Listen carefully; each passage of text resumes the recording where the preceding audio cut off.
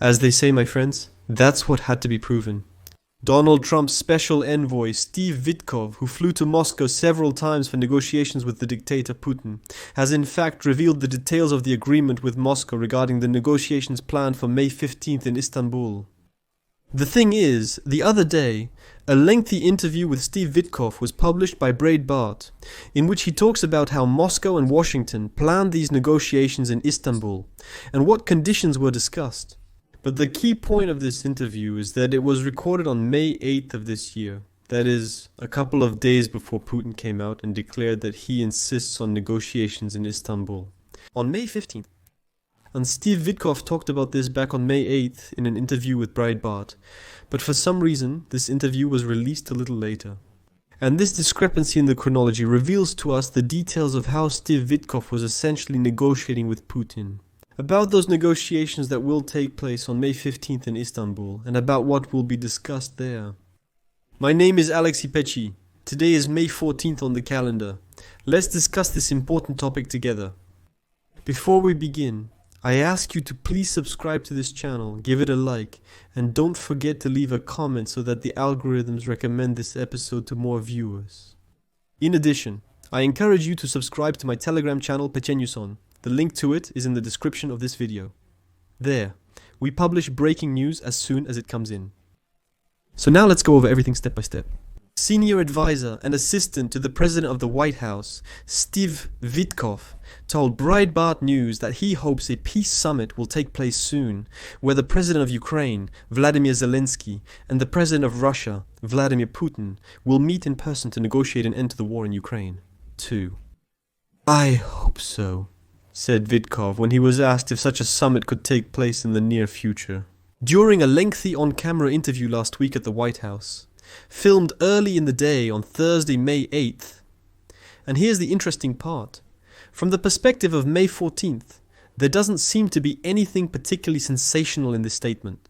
So, he's being asked, what do you think? Could a meeting between Zelensky and Putin take place in the coming days? He says yes, of course it could. He expresses hope and says they've been working to make it happen. So, on May 14th, it seemed like there was nothing sensational. But the sensation is that this interview was recorded on May 8th, when Putin hadn't even announced anything about the negotiations in Istanbul yet, May 15th. Whitkoff offered to mediate in such a conversation, and since his interview was filmed, Russians and Ukrainians had several days of a ceasefire, which had been planned long in advance. But there were also reports about a possible summit as early as this week, possibly in Turkey. President Donald Trump and Whitkoff are traveling to Saudi Arabia, the United Arab Emirates, and Qatar for meetings in the Middle East. I'm quoting Breitbart for you.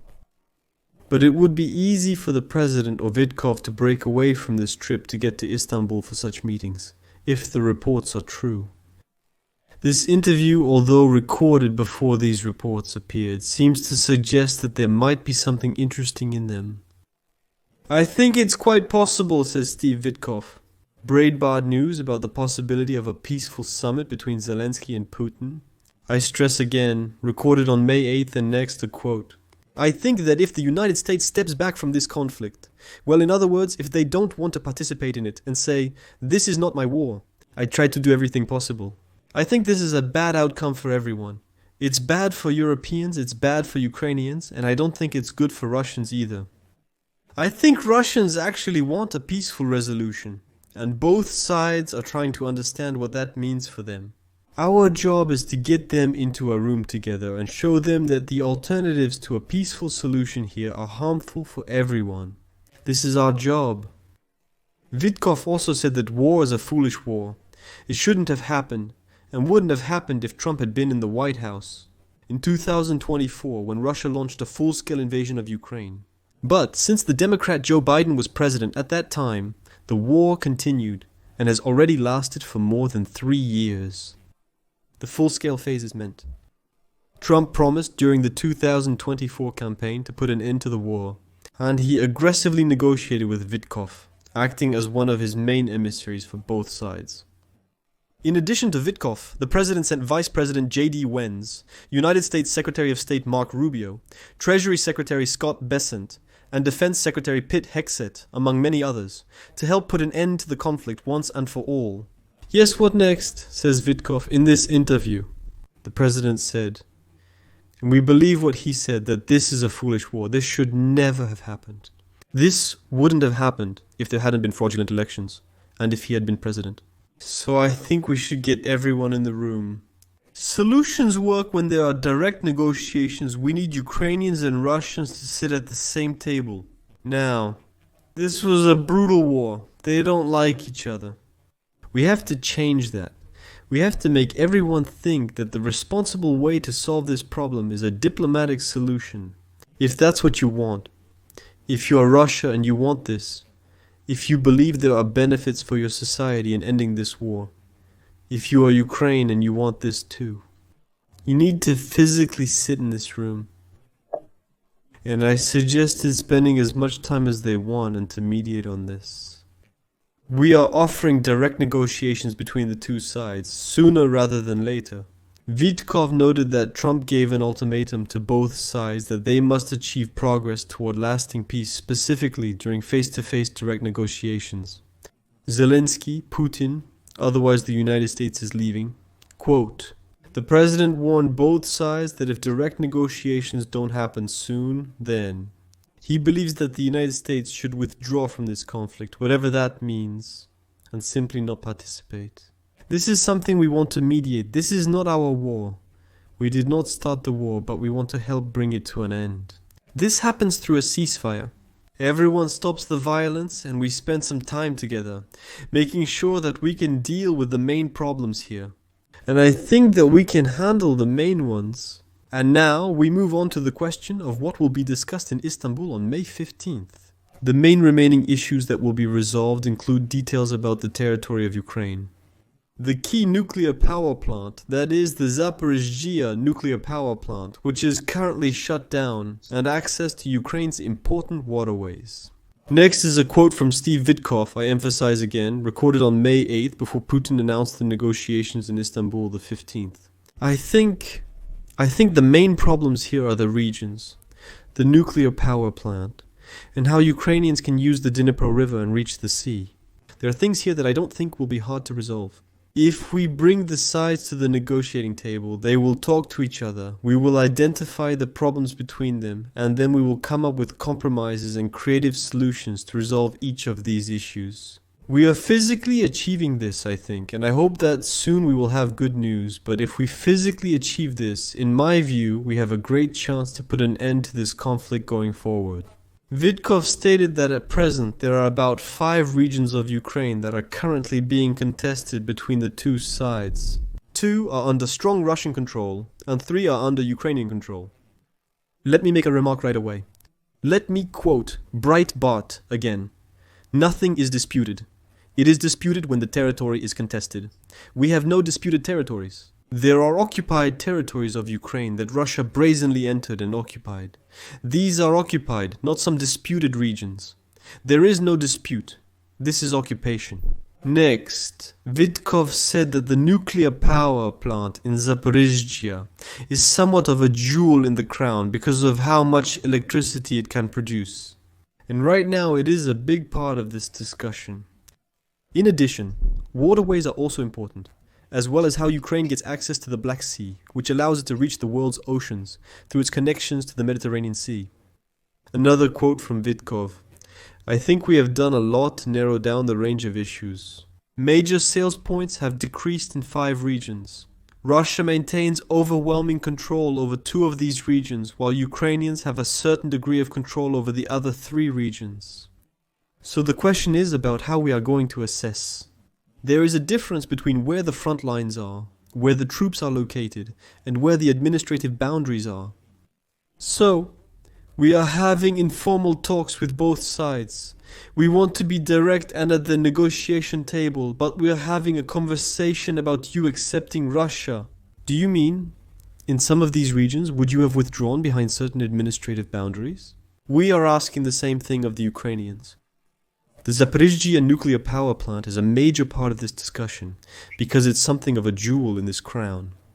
And it was shut down, but we need to reopen it because it supplies a lot of electricity to some cities in Ukraine. It's a kind of problem. How is Ukraine going to get access to water and deliver its goods to the global market? But I think part of the problem was that we couldn't get both sides to sit down at the negotiating table together.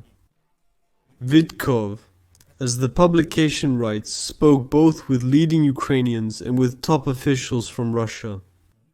As one of Trump's main emissaries trying to negotiate a solution and put an end to the war. He received some criticism for his recent meeting with Putin. But he is very confident that he did the right thing, acting on President Trump's instructions, and he is proud of the conversations he had with all the parties involved. And now, friends, the most interesting part. Now, this is really a moment that needs to be captured. It turned out that he discussed all these topics not only with Russians but also with the Ukrainian side. Attention, I will now quote Steve Whitkoff verbatim, interview from May 8th. I spoke with both sides because how can you participate in mediation or developing solutions if you don't talk to everyone? I spoke with Andrei Armak, I spoke with President Zelensky, I spoke with their Minister of Defense, Mr. Umarov. We have positive discussions, positive relations. I spoke with all the national security advisors who are involved in this, from England, France, Germany and Italy. I spoke with President Putin. There is no deal without President Putin's signature. He is the leader of the Russian Federation. So the idea of not talking to President Putin is somehow something people are against. But I don't understand this logic. We need to talk to everyone.